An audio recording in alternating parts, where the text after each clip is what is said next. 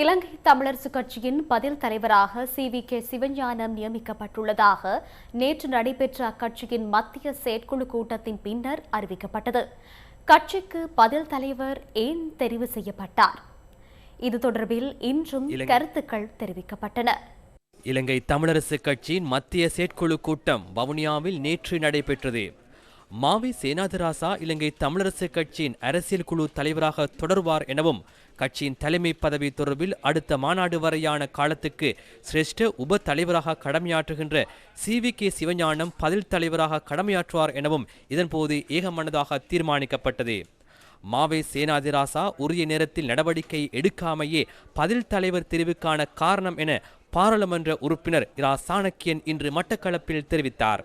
கடந்த ஒரு சில வருடங்களாக கட்சியினுடைய தலைவராக இருந்த மாவை சேனாதிராஜா அவர்கள் எந்த ஒரு விடயத்துக்கும் உரிய நேரத்திலே நடவடிக்கை எடுக்காமல் கட்சி தீர்மானங்களுக்கு ஒரு வலுவில்லாத வகையாக கட்சி தீர்மானங்களை அவரே மீறி கட்சிக்குள்ளே ஒரு கட்டுப்பாடு இல்லாத வகையாக இந்த 4 வருடங்களாக இந்த கட்சியை கொண்டு சென்றபடியினால்தான் கட்சிக்குள்ளே குழப்பம் இருக்கிறது போல தெரிந்தது. இதெல்லாம் நடந்த விடயங்கள். நாங்கள் மீண்டும் இதை பற்றியெல்லாம் அலசி ஆராய நான் விரும்பவில்லை. இதெல்லாம் நேற்றைய தினமோட அந்த சப்ஜெக்ட் முடிஞ்சு. இதனை உணர்ந்துதான் நேற்றைய தினம் இலங்கை தமிழரசு கட்சியினுடைய புதிய தலைவராக இந்த அடுத்த மகாநாடு நடக்கும் வரைக்கும் அவரை பதில் தலைவர் என்று சொல்லலாம், இல்லாட்டி புதிய தலைவர் என்று சொல்லலாம். அவர் தான் இப்பொழுதுக்கு தமிழரசு கட்சிக்கு தலைவர்.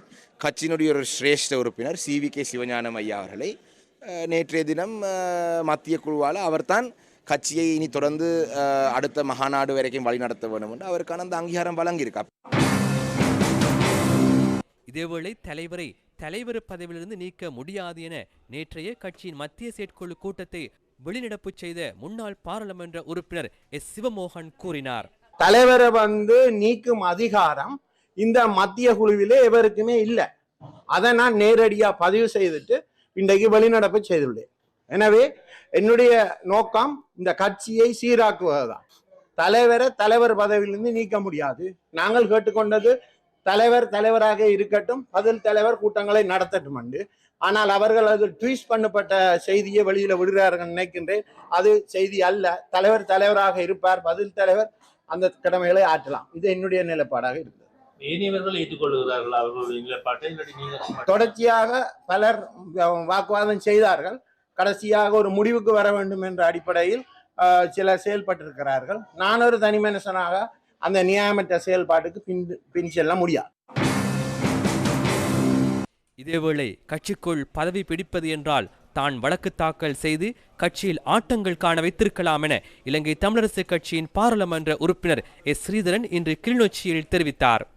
எல்லாருக்கும் அரசியல்ல சில எண்ணங்கள், அபிலாசைகள், தூர நோக்கள் இருக்கலாம். ஆனால் ஒரு இனத்தின் விடுதலைக்காக தான் நாங்கள் ஒன்று செய்திருக்கோம். நாங்கள் அந்த பதவியை பிடிக்கிறது, இந்த பதவியை பிடிக்கிறதுக்காக இல்லை. நான் அப்படின்னா எப்பயோ வேற வழக்குகள் போட்டு கட்சியில சில ஆட்டங்களை காண வச்சிருக்கலாம். ஆனால் ஏதோ ஒரு தீர்வுக்கு வரும், உடன்பாட்டுக்கு போவோம், ஒற்றுமையா கொண்டு போவோம், எல்லாரையும் அரவணைத்து போகணும், யாரையும் எதிரியாக்க தேவையில்லை. கட்சி என்பது நல்லது கெட்டதெல்லாம் இருக்கும், எல்லாரும் தான் சேர்ந்து போகணும். அதுல அவன் நல்லவன், இவன் கெட்டவன், இவனை வெளியே விடணும் அப்படி பார்க்கலாம். அப்ப அந்த அரவணைப்பு, அந்த நேசிப்பு, அதே ஒரு பலகீனமாக சிலர் கருதி கொண்டார்கள். அது நாங்கள் காக்கிற பொறுமைகளை பலகீனமா நிற்கிறார்கள். கடந்த காலங்களில் நாங்கள் கண்ட சவால்கள், அடைந்த மாற்றங்கள் முக்கியமானவை. அந்த அனுபவங்களையும் அந்த வரலாற்று பாடங்களையும் வைத்துக்கொண்டு வரப்போகிற ஆண்டு கட்சிக்கு உள்ளேயும் சரி, கட்சிக்கு வெளியிலேயும் சரி, நாங்கள் சவால்களை எதிர்கொண்டு பயணங்களை மேற்கொள்வோம் என்ற நம்பிக்கை நம்மிடம் உண்டு.